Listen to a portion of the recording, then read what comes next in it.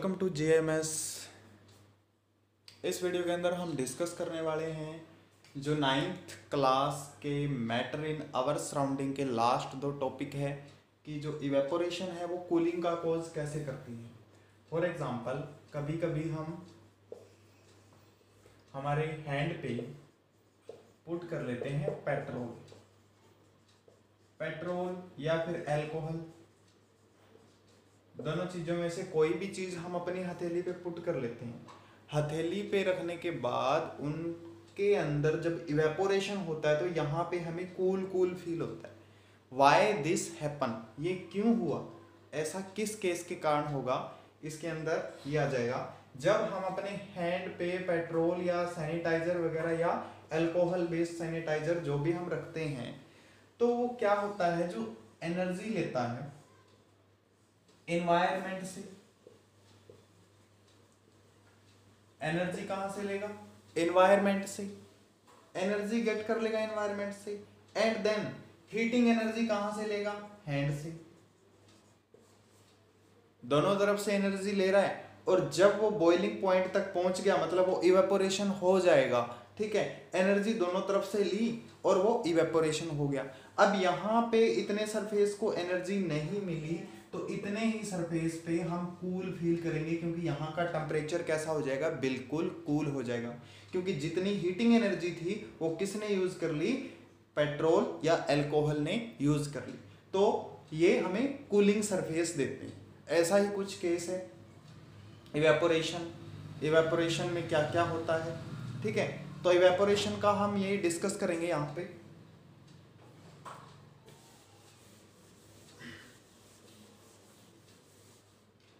सबसे पहले तो हमें ये जानना होगा कि इवेपोरेशन होती क्या है।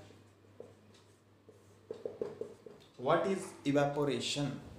व्हेन वी हीट एनीथिंग, जब किसी भी चीज को हम हीट करते हैं, जब हीट करने पर वो स्टार्ट हो जाए लिक्विड से लिक्विड टू वेपर बनने में, लिक्विड टू वेपर में चेंज होने लग जाए तो उसको हम क्या बोलेंगे? Evaporation process. ठीक है, अब इवेपोरेशन के लिए कौन कौन से फैक्टर हैं ऐसे, तो मेन क्वेश्चन यहां से बनता है कि कौन कौन से फैक्टर हैं ऐसे जो इवेपोरेशन को अफेक्ट करते हैं। ठीक है, तो यहां पे हम डिस्कस करते हैं इवेपोरेशन को। Factor affect evaporation. Factor affect evaporation कि किस कंडीशन में इवेपोरेशन ज्यादा होगी, किस कंडीशन में इवेपोरेशन कम होगी। तो आइए डिस्कस करते हैं इसको। फर्स्ट कंडीशन हो जाएगी एरिया। अगर हम एरिया को इंक्रीज कर देंगे, सरफेस एरिया को अगर हम इंक्रीज कर देंगे तो इवेपोरेशन भी इंक्रीज हो जाएगी। फॉर एग्जांपल हम जब प्याली में या कप के अंदर कॉफी डालते हैं या चाय डालते हैं, ठीक है, इसका सरफेस एरिया इतना, ये धीरे धीरे ठंडी होगी। ठीक है, अगर हम इसको कोई प्लेट के अंदर डाल देते हैं तो इसका सरफेस एरिया ज्यादा है, यहाँ पे इवेपोरेशन ज्यादा होगी, तो इस कप के मुकाबले इस प्याली के अंदर जो इवेपोरेशन है वो ज्यादा होगी। तो इसमें क्या रोल होगा? एरिया का, कि सरफेस एरिया के ऊपर भी इवेपोरेशन डिपेंड है। अगर एरिया इंक्रीज कर दें तो इवेपोरेशन भी ज्यादा बढ़ जाएगी। ठीक है, नदियों के मुकाबले समुद्रों में ज्यादा इवेपोरेशन होती है, ऐसा ही केस हमें देखने को मिलता है। सेकंड, एयर या फिर विंड बोल सकते हैं। विंड की स्पीड को बढ़ा दें तो इवेपोरेशन भी इंक्रीज हो जाती है। प्याली में हम फूंक मारते हैं, चाय जल्दी ठंडी हो जाती है। ठीक है, अगर हम विंड की स्पीड को भी बढ़ा दें तो इवेपोरेशन भी बढ़ जाएगी। कैसे बढ़ेगी? फॉर एग्जांपल विंडी डेज के अंदर हम अपने क्लोथ्स को सुखाते हैं, ठीक है, तो वो जल्दी सूख जाते हैं अदर डे के अलावा, क्योंकि जो विंड की स्पीड है उसके साथ वो इवेपोरेशन भी जल्दी जल्दी बना रही है। ठीक है, विंड की स्पीड के साथ जो इवेपोरेशन हो रहा है वो भी तेज हो रहा है, बहुत तेज इवेपोरेशन हो रहा है विंड के थ्रू। ठीक है, जिसके कारण क्या होगा, अगर विंड मोर है तो इवेपोरेशन भी ज्यादा होगा। तो अभी तक हम इवेपोरेशन को ज्यादा लेके चल रहे हैं, ठीक है। थर्ड केस में आ जाएगा हमारा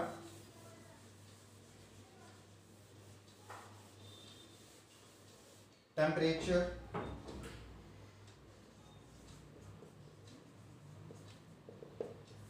अगर हम किसी चीज का टेम्परेचर इंक्रीज कर दें तो वेपोरेशन इंक्रीज हो जाएगा अपने आप, automatically evaporation increase by the increase with temperature. Temperature का जैसे ही राइज होगा इवेपोरेशन भी इंक्रीज हो जाएगा, क्योंकि इवेपोरेशन किसके ऊपर डिपेंड है, only depend upon temperature.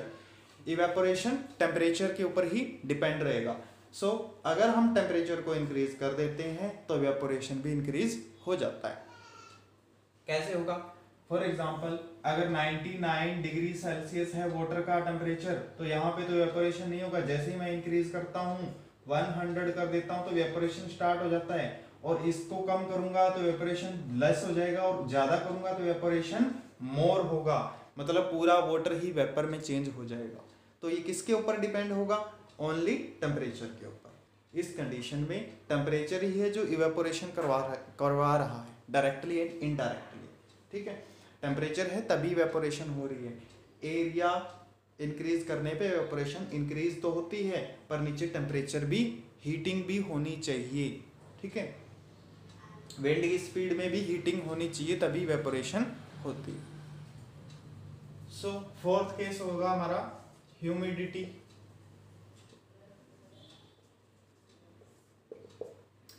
Humidity के केस में हम देखते हैं जब हम एयर के अंदर ह्यूमस की मात्रा ज्यादा पाते हैं, कि एयर के अंदर पहले से ही वेपर बहुत ज्यादा प्रेजेंट हैं, तो उसके अंदर और वेपर तो मिक्स नहीं होंगे।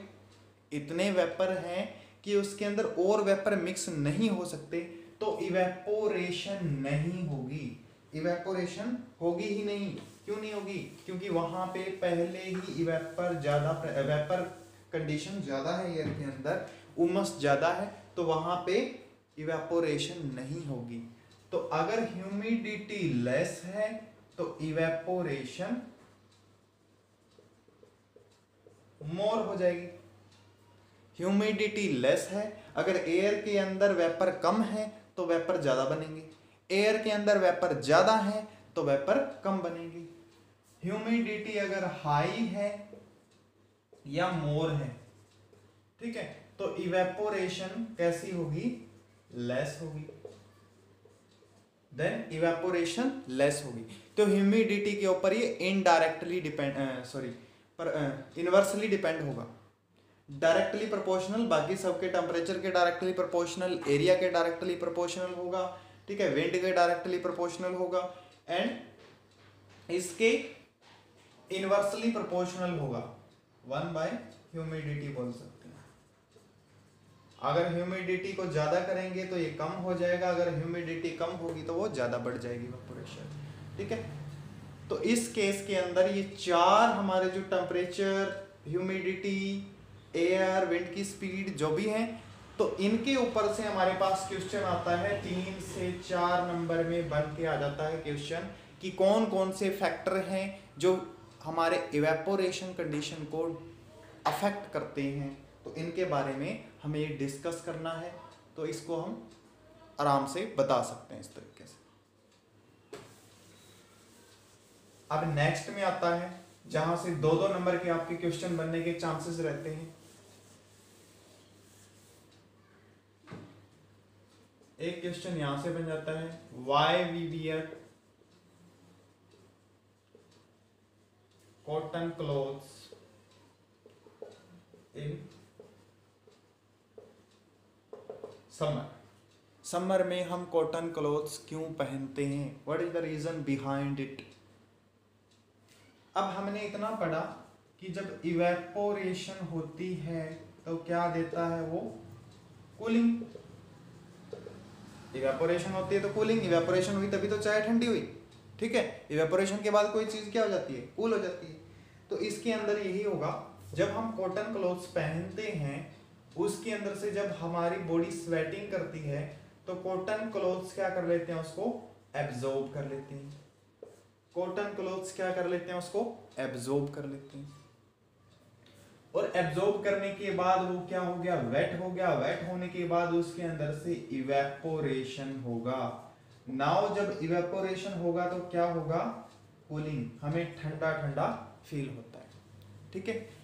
When we wear cotton cloth, cotton cloth के अंदर अगर हमारी बॉडी है जो स्वेटिंग कर रही है, बॉडी स्वेटिंग करने के बाद कॉटन क्लोथ क्या करते हैं, उनको एब्जॉर्ब कर लेते हैं स्वेट को, और वो वेट होने के बाद उनके अंदर इवेपोरेशन होगी। इवेपोरेशन के थ्रू वो कूलिंग सरफेस देगी, जिससे हमें कॉटन क्लोथ्स कैसे फील होते हैं, बिल्कुल ठंडे ठंडे, ठीक है। एक क्वेश्चन यहां से, सेकंड क्वेश्चन आपका यहां से बन जाता है।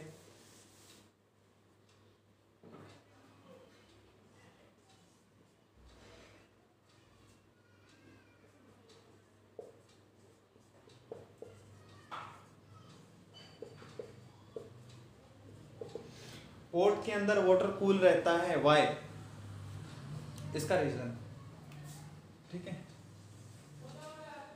ऐसा कोई पोर्ट है, इसके अंदर वाटर कैसा रहता है, कूल रहता है। मिट्टी का पोर्ट है, ठीक है, मिट्टी का जो पोर्ट है मटका, उसके अंदर वाटर कूल रहेगा।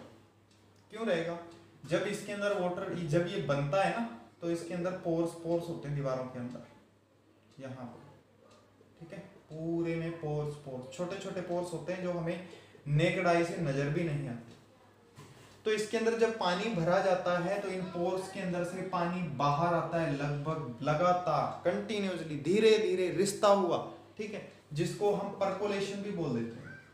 परकोलेशन होती है पोर्ट के अंदर, धीरे धीरे पानी रिसता हुआ बाहर की तरफ आता है।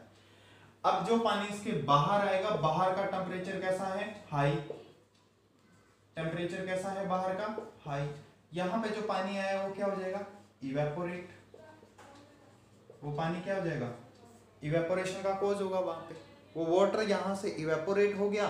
देन ये वाटर इवेपोरेट होने के कारण ये सरफेस कैसा हो जाएगा, cool, because evaporation cause cool, तो ये सरफेस कैसा हो गया, cool. This is the factor that have cooling surface in port. यही एक फैक्टर है जो कूलिंग सरफेस दे रहा है, कौन सा, इवेपोरेशन। कूलिंग सरफेस किसको दे रहा है, पोर्ट को, इसीलिए पोर्ट के अंदर पानी कैसा रहता है, बिल्कुल कूल, ठीक है, बिल्कुल कूल रहेगा इसके अंदर पानी। इसीलिए हम गर्मियों में किसका यूज करते हैं, इस पानी का यूज करते हैं पीने के लिए। तो ये था आपका चैप्टर 9 का मैटर इन आवर सराउंडिंग, जो कि आज हमारा कंप्लीट हो चुका है। तो उम्मीद करता हूँ आपको ये अच्छे से समझ आया होगा, वीडियो अच्छी लगी होगी तो लाइक एंड सब्सक्राइब जरूर करें फ्रेंड्स।